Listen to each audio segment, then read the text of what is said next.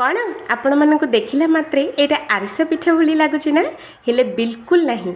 मात्र गोटे कप अटारे पूरा इनस्टांट आरिसा पिठा बोली कहि परिबे। गोटे कप अटारे बनातु इनस्टांट आरिसा जोटा कि आपण मानक आरिसा पिठा भली स्वाद ही लागिबो आउ ता ठारु भी बहुत ही क्रिस्पी जबरदस्त टेस्ट लागिबो। हेले ए पिठा भी बनै कि फ्रिज रे 5 रु 6 दिन पर्यंत रखि परिबे आउ जेबे इच्छा सेते बेले खाइ परिबे। आउ एटा बनै कि फ्रिज रे रखि कि आपण माने जेबे चाइबे सेते बेले तेल रे छाणी कि भी खाइ परिबे। तो हेलो फ्रेंड्स, बासमती किचन रे आपण मानक समस्त को बहुत बहुत स्वागत।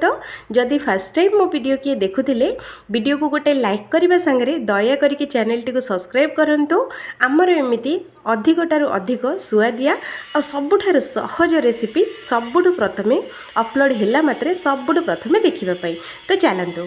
तो रेसिपी पई आमको दरकार गोटे चामच एठी देसी गुआ घी पैन बसैकी देसी गुआ घी गोटे स्पून देदेबा आ घीटा को टिके नाको तरलिया देदेबा। ये अधा चामच जीरा आ अधा चामच पान मोहरी दबा आ एटा को 2 रु 3 सेकेंड पर्यंत पूरा स्लो मीडियम रे आको भाजीबा। जिते बड़े यहाँ भाजी हो यार बहुत ही बढ़िया सुंदर बास्नाटे आसो। तो यहाँ को पोड़ी देवेनी पूरा स्लो मीडियम रे ही 2 रु 3 सेकेंड पर्यंत भाजबे। यहाँ जिते भाजी हो तो मापिकी गोटे कप पानी ये आम देदेबा। तो भाग माप पूरा परफेक्ट रखु। आपण मैंने भी मो परी परफेक्ट इनस्टांट आरिसा पिठा बनातु। तो गोटे कप पानी ये दे सारा पर पानीटा को टिकेना फुटेबा। तापरे अधा कप नड़िया कोरा ये आम देदेबा। सेम कप रे अधा कप ये मु गुड़ दौची। तो देखिपे यहाँ मु गुंड गुड़ नहीं आपण मैंने जब गोटा नौकरी तो ताको गुंड करके नहीं जिबे। तो मुझे देदेवी ये स्वाद अनुसार लुण मीठा जिनस ना लुण न पकेले भल लगे। तो से अल्प टिकेना को लुण देदेबा आउ ये सबुजाक जिनस बढ़िया से मिसईदेबा। तो देखो एमती करके मिसई नेबे। तो एबे अधिक पिठाटा आमर बहुत ही फ्लेवरफुल आसापी ये मु 2टी गुजराती को शिଳରେ छेचिकी ये मु ऐड करुच्ची। आ गुजराती दे सारा पर आपको बढ़िया से आम गोले नवा तार फ्लेवरटा चारिआडे हो। तो ये मु दूची देखो फ्रेंड्स, ये मु दूची गहम अटा। तो देखिपे गहम अटा मु गोटे कप ये मु दूची। गोटे कप पानी को गोटे कप अटा आमको पूरा काफी। तो ये अटा दे सारा पर आपको बढ़िया से आम गोलेबा। गैस रो फ्लेम टाको लो टू मीडियम रे ही रखिए, हाई फ्लेम रे टोटाल जंतीबेनी। तो देखो फ्रेंड्स यहाँ को अटाटा को बढ़िया से आम एमती करके मिसई नवा। यहाँ को बहुत ही बढ़िया से मिसईले आमर लम्स गुड़ाक पड़बनी ना छाड़देले लम्स हो। तो से आपको बढ़िया से गोले गोले आपको एमती मिसईबा।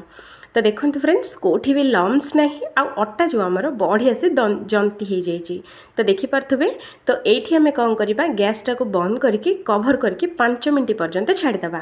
5 मिनट पर आउ गोटे बाउल को आम बाहर करनवा जो थे आमको चकुड़िया सुविधा हम से ही बाहर करवा। तो ये देखो अटाटा आमर केते सॉफ्ट आउ केते नरम बनी देखिले ना, देखला मात्रे ही आपण माने जानी पारुथबे। तो चलतु ये आम गोटे टीस्पून धला राशि ये आम देदेबा।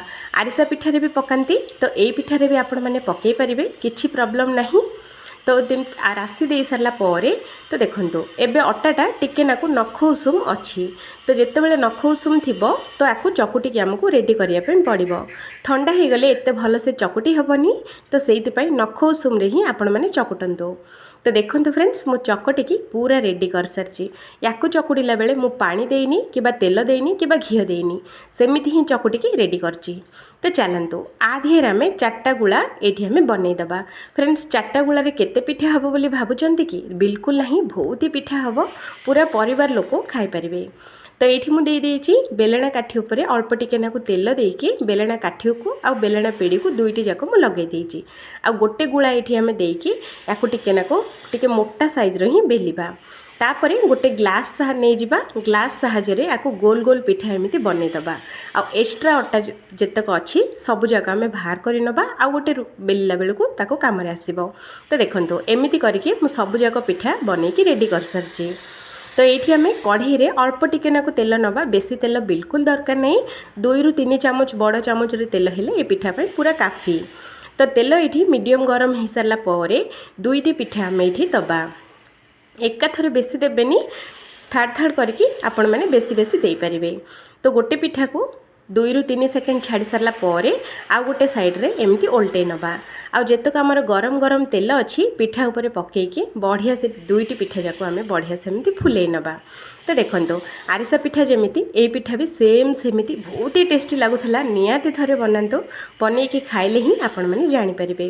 तो देखो दुईटी पिठा बनिकी रेडी हो गला आउ थे मुझे तेल आउ थे मुझे 4टा पिठा ये मुझे दूची एमती करके आपण मैंने जिते थर बनइबे से अधिक अधिक देकी बनई पारे। तो किसी समय ये छाड़ीदबा आउ ये गोटी गोटी पिठा करके आम एमती उल्टे नवा। तो देखो फ्रेंड्स एमती हल्का हल्का करके उल्टे नेबे बहुत ही सॉफ्ट रहिबो निहाती थरे बनातु। तो एगुड़ा भी बहुत बढ़िया से कलर आसी सारी यहाँ को फ्राए होगापी बेसी समय लगे 2 ରୁ 3 मिनट भितर कलर पलि आसो। तो देखो पिठा तक सबुतक बाहर करनवा। तो देखो फ्रेंड्स आज जो अट्टारे आमर इनस्टांट आरिसा पिठा बनिकी रेडी हो गला। जदि वीडियो भल लगे तो वीडियो को गोटे लाइक करने सांगे चैनल टी को दया करके सब्सक्राइब करंतु आमर एमती सब बेले हेल्पफुल वीडियो सबुठ प्रथमे देखिबापई। तो मु रोहुची फ्रेंड्स आउ थरे देखा हबो आउ गोटे नुआ आउ गोटे फ्रेश वीडियो रे। से पर्यंत जय जगन्नाथ।